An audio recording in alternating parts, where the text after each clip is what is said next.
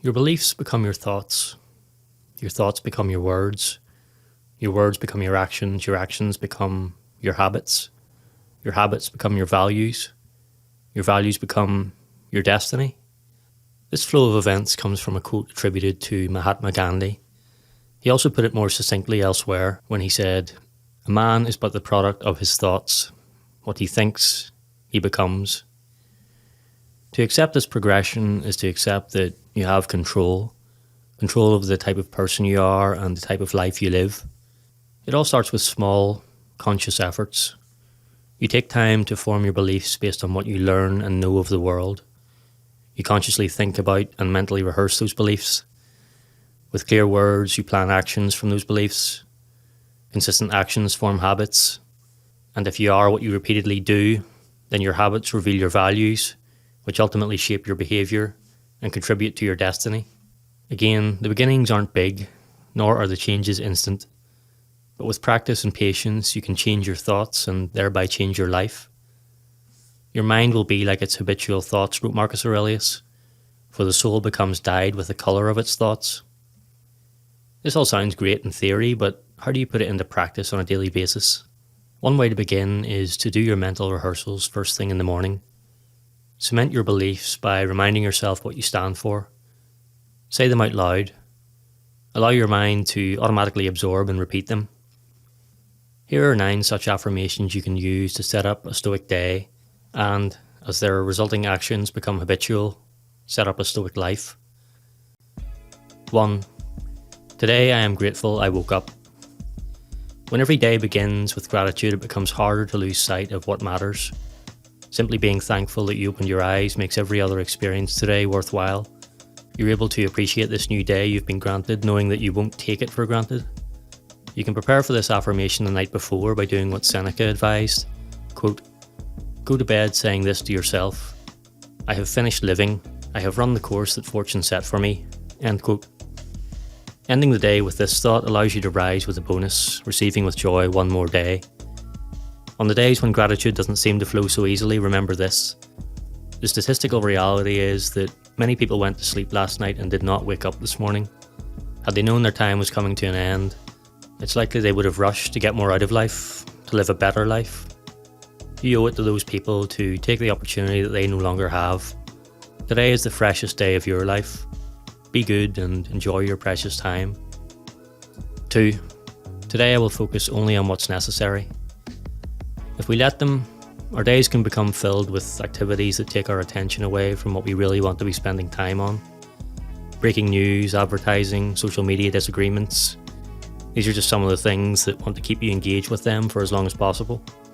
As our attention gets haphazardly dragged from here to there, the complexity of life increases. Stoics seek to simplify. Because most of what we say and do isn't essential, wrote Marcus Aurelius. Ask yourself at every moment, is this necessary? With everything you say yes to, you're indirectly saying no to something else. Your time is your own, but it is a finite resource. To maximize the time you have, it is up to you every day to focus on the things that matter to you at the expense of the things that don't.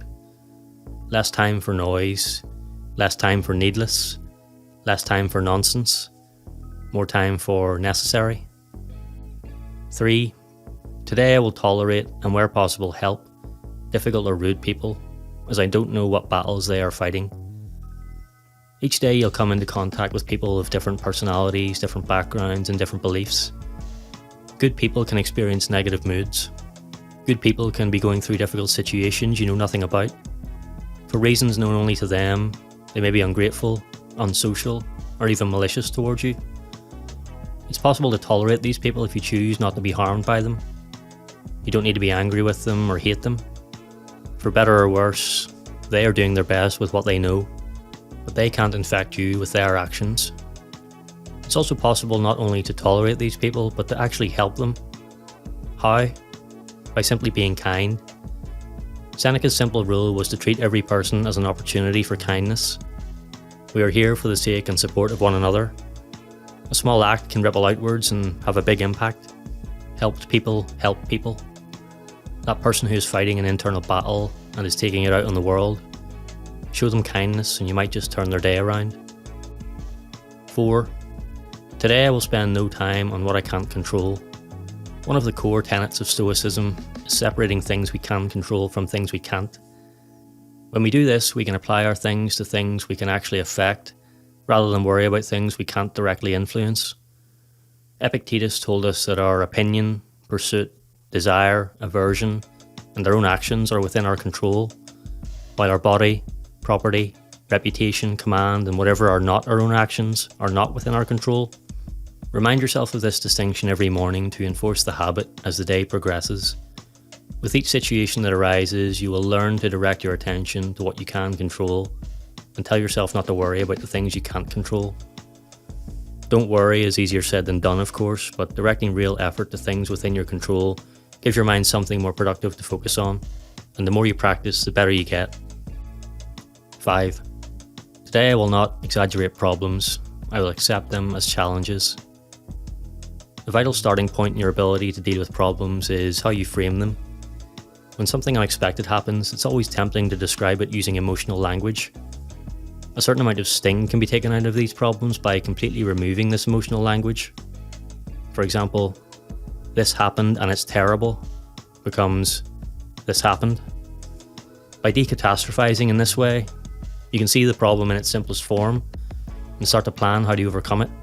It helps to write down your description of the problem and see the words in front of you, the plainest, most unemotional words you can muster. You might even come to welcome the problem as an opportunity to challenge yourself and become better equipped to face similar problems in future. If you set this intention in the morning, you won't be overwhelmed by the inevitable problems that each day throws up. 6. Today I will be specific about my worries and deal with them one step at a time. If there's one thing that will ruin a day simply by its stubborn persistence, it's vague worry. It could be a sense of foreboding about a future event that makes us dread the event. It could be nervous energy about meeting someone new, or it could just be a general notion that something is going to go wrong. To dispose of this worry, you have to transform the vague into the specific. The problem well stated is half solved, as the saying goes. You can't tackle what you can't see, so it's important to clearly define what is worrying you. Explore your thoughts by writing them. Answer the question, "What is worrying me?" Then answer the follow-up, "Why is this worrying me?" At this early stage, having specified your worry, you may realize that your feared outcome will never occur. You can then put an end to the worry and get on with your day.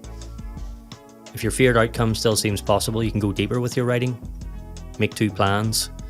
One plan for how to prevent your worst case scenario occurring, and another plan for how to fix the worst case scenario if it can't be prevented. You've now done all you can do. Vague worry has been replaced by the definition of a specific feared outcome. A plan has been made to prevent the outcome or cope with its occurrence. One step at a time, you have removed some anxiety about the future, and that is no small feat. 7. Today I will be present with others, not distracted. As with anything you do in life, today could be the last day you interact with one or more of your friends and family. While it probably won't be today, one thing is certain: that day will come. What a shame it would be to ruin that last interaction by not giving that person your full attention. And yet, even when we're with our most loved ones, we insist on doing other things like checking our phones, knowing fully that there can't possibly be anything more important on the glowing screen than the person standing in front of us. So make your time with others count. Seek always to be here now. Ask questions, listen to the answers, provide honest feedback. Just be present. Everyone needs a feeling of connection. Everyone wants to be heard.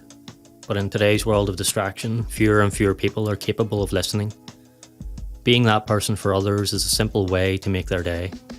8. Today I will keep in mind that little is needed to make a happy life. It is all within my way of thinking. The relentless targets of marketing that we are constantly being told how unhappy we are and that we won't be happy until we have more possessions, more money, more status. The message is ever present, and so we're tempted to form desires and chase them. While we're chasing them, we're tempted to compare our success with other people's success. If we don't match up, then we form new desires and chase those too. We defer our happiness because we're quite sure that we'll be happy when an imaginary milestone is reached or an acquisition is achieved. but it doesn't work out. Even if we get everything we thought we wanted, we only learn to crave more.